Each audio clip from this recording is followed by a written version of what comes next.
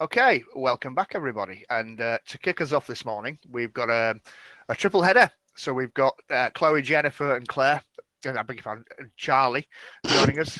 Couldn't get that right. The first thing I've had to do today, really. But we'll try that one again. Chloe, Jennifer, and Charlie are going to be talking to us about hackathons and CTFs. So good morning to the three of you. Welcome, Morning. and it's over to you. Okay, brilliant. Welcome. Today's talk is about a beginner's guide to hackathons and CTFs from our perspectives, which is mostly beginners. We are. I'm Chloe. I'm a student currently studying cybersecurity, and I've taken part in a few Capture the Flags and hackathons. I'm Jen. I'm a cybersecurity professional. I've taken part in quite a few hackathons and CTFs as well. And I'm Charlie. I'm a cybersecurity student, and I mostly take part in Capture the Flags. So what's this talk about? It's going to be an introduction to some CTFs and hackathons. We're going to talk about some stories from past events and sort of what we've learned from that and how you can get started doing these. So we'll start off with the differences between a CTF and a hackathon. So a CTF is a series of cybersecurity challenges. You would work through them to capture a flag, which is usually either a string of text, a text file. It could be anything really. But the idea is that you hack through each challenge to get to the end, which is the flag. You'll usually be in competition with other people, and we'll talk more about the competition aspect side of it a bit later. A hackathon is, on the other side, a more creative endeavor. So that is a sort of event where everyone gets together and tries to solve a problem that either the community faces, a company faces, an organization. And these will be hosted to get more technical people into talking about issues and challenges that are less technically facing. These are quite fun when you're starting out because they are quite open-ended and you can really try out quite a lot of different things. So I'll pass over to one of the other two for how can this help the community? So it helps everyone get into a different mindset, because if you're going to a hackathon or you're taking part in a Capture the Flag, you need to think outside the box and come up with creative new ways of solving a challenge or creating something. They're also really good for meeting new people, making new contacts, because there's always really interesting people who attend these events, and it's also really good for developing new skills. Yeah, I could have said better myself. So basically what we've learned is how to meet new people and work effectively in that team. It's time correctly.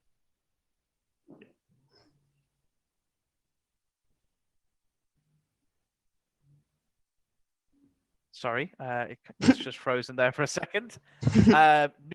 New technologies and different ways of doing things, and use of new programs and tools. And Charlie, do you? Yeah. So with CTFs and hackathons, it's a lot easier to actually do them when you're working in teams. And a lot of these events, you don't pick your team until the actual event begins as well. So you've also got to make sure, because these things are time constraints and a lot of them run for a couple of hours to a couple of days, you've got to make sure you're managing your time effectively. So you're not one of those people that's in the last 10 minutes actually furiously typing on their keyboard, because nobody would ever dream of doing that. Gee, me. We will talk several points in this presentation about how important time management is, except I've never been able to keep to time management. Most of the time at hackathons, you'll find me either passed out on my keyboard or smashing out code in the last couple of minutes trying to fix whatever the hell we made. Or when we suddenly decide to change our mind. Yeah, I was about to say, if you look at it from Chloe's perspective, is when we destroy the entire project and rebuild it with 30 minutes left. Hey, we still tend to win with those things, so I'm not complaining. That is true. You also learn. So, oh, sorry, I think I moved on a bit too soonly there, but we'll continue. With this, this is a CTF that me and Chloe took part in. Yeah, so we started off in separate teams. So Jem was working with someone called James, and I was working with Fleur. And we decided to merge groups because we thought it would be better because we'd have more people and more ideas to go with how to solve different things. So it started off with a link at the bottom of the challenge coin. And when you went to the link, it basically said, "This is not it, must try harder." So when we took a closer look at the link itself, we realized that it was base 64. So we used CyberChef to decrypt it, and it decrypted to cyber. So we went to that address.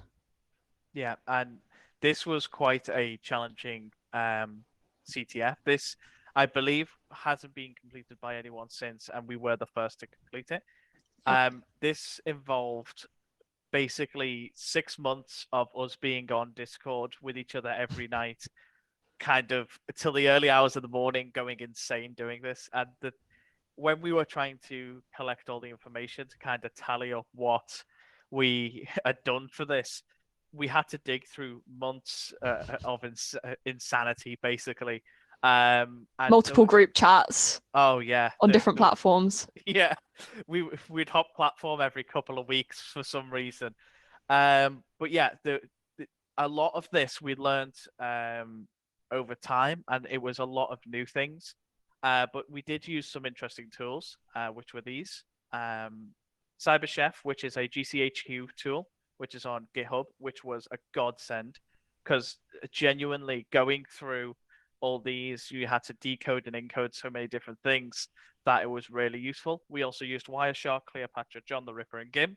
Now, these tools are just in relation to that CTF. So if you're looking for a general tool set for CTFs, it's very hard to build a general tool set because of the fact that each CTF is kind of custom to whatever you're doing in that CTF.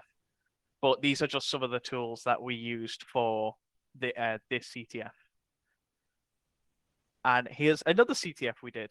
This is the Recon Village CTF for DEF CON Safe Mode. Yeah, so this was me and Jen's first time ever competing on something that had been arranged for DEF CON, and it was also our first time competing on an OSINT challenge. So we decided the best time to begin this was the final day, just effectively managing our time perfectly there. So you can see like our lovely little arrows, how late we started compared to everyone else, yet we managed to finish 10th, which we were quite happy about. And this one was one of my favorite CTFs that we've actually done because every single challenge was so different from the last, and we had to use a different range of tools and methods to actually get to the answers, and it was like just one giant puzzle, which is really quite entertaining to do. Yeah, and for this CTF, the tools we used were the Wayback Machine, using metadata in images, using social media and Google Lens. So the Wayback Machine was really handy when we needed to find information that was obviously no longer there. And if you know what the Wayback Machine is, basically it's a way to browse the Internet Archive. So web pages are archived and you're able to navigate through them, choose them by year, sometimes date, sometimes even hourly, which it's really useful for specifically this hackathon. Metadata was also quite valuable because we were able to look at where images were taken, when they were taken, what type of devices and stuff like that. We were able to strip a lot of information. You'd be surprised how much information is hidden within a photograph. You've also then got people's social medias. A lot of people, when you're trying to find information on them, your actual target, their Facebook account, for example, might be like Fort Knox and completely locked down. So you can't find anything on their account, but people's friends and stuff, they can often be weak links. So you might not find anything on your target, but their best friends may have been with them and tagged them in an image, and their account is set to public. So you can find information on that person. So people need to remember to not always look directly at your target, but look at their network of people around them. Yeah, and that's the thing, like working as a team, especially in those regards, sometimes is brilliant because while your head is like deep in the weeds and you're trying to find this information, it's better to have someone who has more of a bird's eye view and can kind of see where you're getting lost, so to say. We've also got Google Lens on there, which we used quite a bit during this hackathon, during the CTF, sorry. And that's because Google Lens can find buildings from Google Maps. It can scan through Google Maps database and find a similar building, if not the same building. And my God, was a useful tool when trying to locate some of these. Some of the challenges were to locate physical locations and then say who took the photo of that location. So the way that we went about it was to put it to Google Lens. Google Lens showed us the location on Google Maps, and then we looked through the Google Photos of that location and found the photographer through that. And that was just one of the challenges. And the challenges are quite broad, so you don't really. Again, we can give you the kind of mindset and point you towards some tools, but the best way to do this is to practice. So here's some tools and techniques for hackathons on the other side. So we've spoken a bit about CTS. Here's some about hackathons. For hackathons, you really need to know who your audience is. So if you're going to do a hackathon for the police, make some tools that would help the police out. If you're going to do it for the fire service, make a tool that would help the fire service out. Success in hackathons really comes down to collaboration and targeting. So make sure the thing you're making makes sense for the people you're making it for. Like we went to a police hack and I designed a VR training tool. So that was more targeted at the police than it would be, a shop assistant, let's say. And it makes more sense that you don't make something broad, you make something targeted. And then when you go into presenting it, you'll have a much better idea of what you're doing. Collaboration. You need to work with other people at the hackathon. There are people who are going to be much more intelligent and much more skilled than you there. And it's best to speak to them and learn from them, because there's not many situations you get to be put in a room full of clever people and they're happy being asked questions repeatedly. So use that to your advantage. Go and talk to other people. And when you're doing hacks, thinking outside the box, as I put on the PowerPoint, you really need to look at it from a wide angle view. Don't get too bogged down in specifics. If you come up with an idea, but you're not able to complete it by the end of the hackathon, that's fine. Just get a prototype working or get something together that shows that your idea is useful, because then other people who may be able to actually get that across the line may come and talk to you and want to build on that project. You shouldn't be disheartened if you don't get something working by the end of the presentation, because that's not life. You don't always get the chance to get it right. But sometimes if you have a good enough idea, that still will count. And my favorite thing with hackathons is to experiment with new technology. Sometimes people I know for a fact I bring my VR headset so people can try use that. If people have technology you want to try, ask them. There's I've used the Leap camera, some new Raspberry Pi bits that I'd never used before, smoke detectors and stuff. I once powered an Alexa off 56 lemons and a potato. So just if you really want to experiment, go wild with it. So from all that, here's some things that we've learned.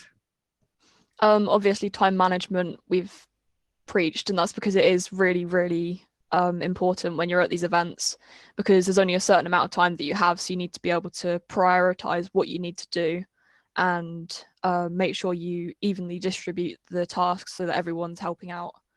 And the events themselves only have a set amount of time within them. So say you've got 24 hours, you need to make sure that you've got something to show at the end of it, even if it's just a presentation with an idea. Yeah, and team building, the people around you are as important, because you've got to remember, you're going to be together for, in most cases, 24 hours, if not more sometimes, and you all have to work well together. Usually with hackathons, I will surround myself with people who are non-technical, because they come up with the greatest ideas. They come up with ideas that are so ludicrous, so impossible, that they sound fantastic, and you just have to adapt those ideas into a more technical position. And I feel like once you've done a couple of hackathons, you'll start making technical friends, and you'll start making friends at hackathons. For example, Chloe, we met at a hackathon.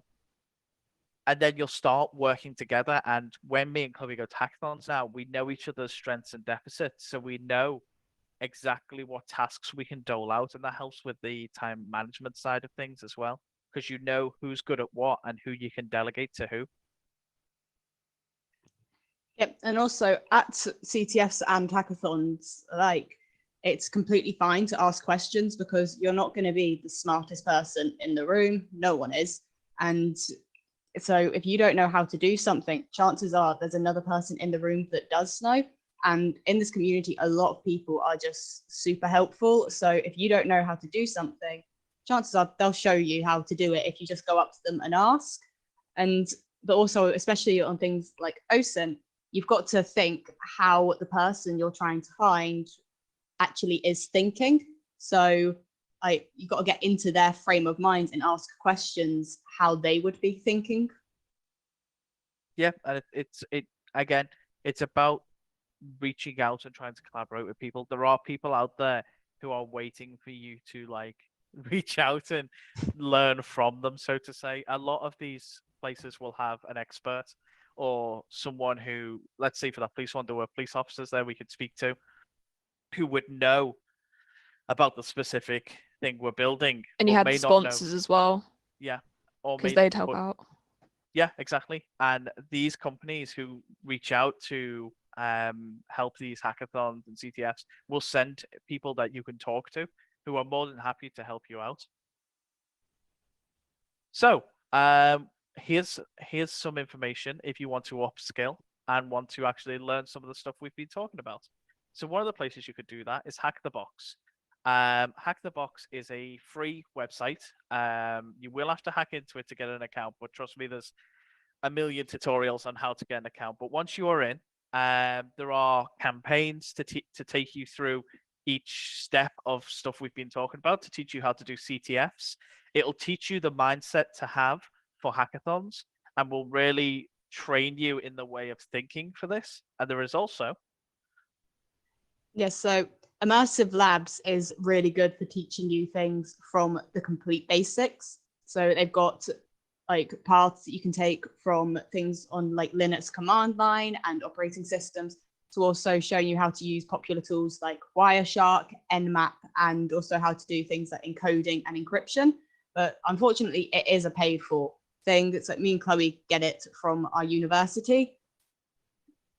Yeah, so the university provides it for us, and it's really good because it starts from the very basics. So the basic tasks that you complete are worth less points, and it will slowly build you up to doing more complex things.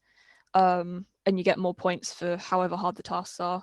But it covers from defensive to attack, and it covers everything that you could basically need.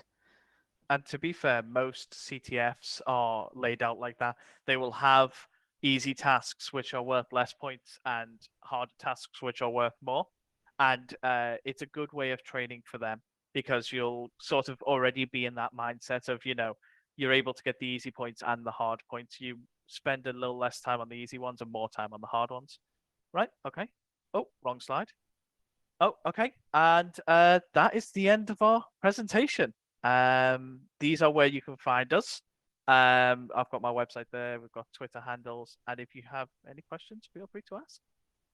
Okay, thank you very much indeed, Chloe, Charlie, Jen. Brilliant stuff there. We did get one question which you've kind of answered, but I'm going to ask it again. And it does get asked a lot when people talk about hackathons and CTF programs.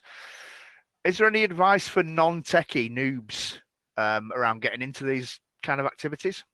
Yeah. So my partner is a lawyer now, and it's not technical in the slightest. And when she comes along to hackathons, I find it easier. And she's spoken to me about this because I've spoken to her about it. It's if you go and so if you're going on your own, let's say you're non-technical, you go on your own, find a group of someone who's technical who is willing to explain things to you. So most of the time when you go to hackathons, there will be somebody there who is willing to explain to you what's going on. And honestly, you being non-technical, you are you are gold to people because, as I said earlier, you come up with ideas that no technical person will think of, because there'll be things that technical people will think of that they'll just strike out because it's it's too easy or something. But non-technical people come up with a lot better ideas. I guess it's that notion that you described, Jen, about you don't need to be technical to be able to think out of the box, and thinking out of the box is exactly how you succeed with these things. Yeah. Before Sean's going to make a comment about immersive labs in a sec, but I've got another question from the Twitch. It's to all three of you, really. So, which type of challenges are your favourites? So, we'll start with Chloe. I like the web ones where you're doing stuff with the JavaScript and everything on the actual sites itself. Yep, cool. That's my area of the world. I like that stuff too. Charlie, what about you? I like OSINT a lot because I like it when it's like a massive puzzle. So you go down like this little rabbit hole just to try find the answers, like where has this person been, or what were they doing at this place at this date or time. Yeah, brilliant. Jen. Yeah, mine was going to be OSINT as well, but I might as well say something different. Steganography, that was something that we had to deal with during the CSTV challenge coin. And you find that finding stuff hidden within other stuff is really quite interesting to me, like finding QR codes hidden in the most random places, like stuff like that. Really, I don't know, I really like breaking that down and kind of seeing how it works. Yeah, brilliant.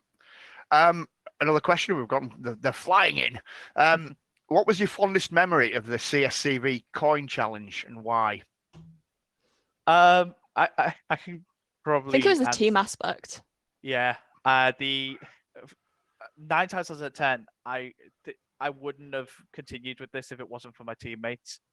We had someone join our team who left after a day, who was like, "You're not taking this serious enough. You're all just making jokes and laughing." And the funny thing was, we actually completed it a month later. So. Fair enough. During these interesting times, that's all I'm going to say about the times. Are you finding it more difficult to engage and collaborate on CTFs because you're all remote from each other, or has it not really made any difference? Any thoughts on that? I don't think it's made any difference, no, because like with DEF CON as well, we just kind of went on, took a call with each other on Discord and would have it on like group chats. I think honestly, if anything, it's made it easier. Yeah, I think for us who are very socially awkward, who, you sit us in a room and we'll take 20 minutes to acclimatize to the room. You let us sit in our own rooms, we're a lot more efficient. Yeah, and also you can attend more events and things because they've been made online rather than you having to actually go to the place. Yeah, e.g. DEF CON. Yeah. None of us have been to DEF CON before, and we went from not going to DEF CON to coming 10th place in a CTF for one, so. Yeah, no, that's a brilliant response. I think that's all the questions. I've just got another one, and then Sean can do his little immersive labs pitch because we have got a little bit of time left. What sort of careers do you see people going into from on the back of, I guess, the experience they gain from things like CTFs and hackathons? And obviously, if you're already in a career, then you're going in the opposite direction, I guess. But what sort of outcomes? You talk about OSINT. Well, that's great for things like working in law enforcement, intelligence. We had a great session the other day where we saw some really serious application of OSINT around protecting children and all that kind of stuff, and that's a really laudable and incredibly important piece of work. But what sort of jobs can people get from doing this stuff? That's the simplest way I can put it. I think that it would help out most jobs. I think if you're looking at technical jobs, you've obviously got threat intel analysis, you've got pen testing there, 2 roles that are heavily problem solving and like trying to get information out of what you've got in front of you. But I think that it could help anyone in any role, because it's one of those things where you're going to be better at problem solving, communication and teamwork. You're going to be thinking outside the box. I can't see a job role that wouldn't help with, really. But from the technical side, the ones I've mentioned, I think are great routes to go into with what you've got, because you're already from hackathons and CTFs be in that mindset to want to be, trying to solve puzzles and trying to make things to help people. Yeah. I think also with hackathons and things, that there's also the software developer side of it as well. Yeah, of course, of course. All right, brilliant. Thank you for that. Sean, did you just want to make a quick point? I actually had a question first. So I'm absolutely horrible at CTFs. I would assume that there are some people out there who are like me, just for whatever reasons, just can't do it, face problems with it. What are your recommendations for people like myself? Practice. Practice, practice. and the more you do, the more you'll learn. I was absolutely terrible in my first CTF. I got like, I think it was 50 points, which was one task. And then by the time I got to the DEFCON 1, I had done maybe 3 and we came 10th. So it really is about doing and doing and doing. And if you're scared about doing one and not doing very well, don't be, because that's the main thing you've got to kind of overcome, is you're going to fail at some points and you're not going to be the best. You just need to do. And if you look out there, there's basically CTFs running throughout the year at all times. You don't need to go to a DEFCON 1. You don't need to go to, a specific one. Look online and just take part in them. And the more Never you get do, discouraged because you don't know how to do something, because the only way you're going to learn is by doing it. exactly. And if you're sitting there going, well, I don't think I can do that, so I'm not going to try. Well, if you don't try, you're not going to learn how to do it, so you're not going to progress. Yeah, excellent, great points. And it is certainly something that I've been trying to work on. So myself, because I'm terrible. So totally agree with what you have to say. Just a point on immersive labs. So there is a community mode now that is open to everyone. It's not all the labs, but there are a bunch of labs there. So I would encourage people to have a look at that. Yep, brilliant. Thanks, Sean. Ian, you got a quick question? Yeah, just super quick.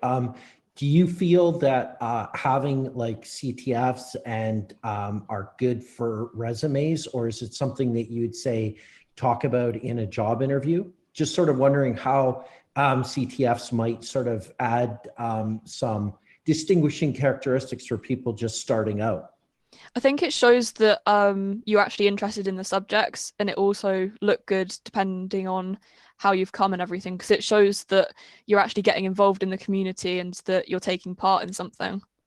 Yeah, and for me, I've been in interviews where I maybe not have put it on my CV, but have put it on my website. And we've spoken about it in a more, because you tend to do the formal interview and then have a little conversation. That's where I usually mention it, because if you're talking to a technical person, they will be interested about it. But if you're talking to a HR person, I'm not entirely sure they're going to understand what a CTF is. So I think it's really about gauging your audience in that regard. Great stuff. Thank you. Awesome. Okay, well, we're just about running to time, so fabulous stuff. I just want to thank you all, Chloe, Charlie, Jen. Fabulous talk, really interesting, and thank you very much for your time. Cheers. Brilliant.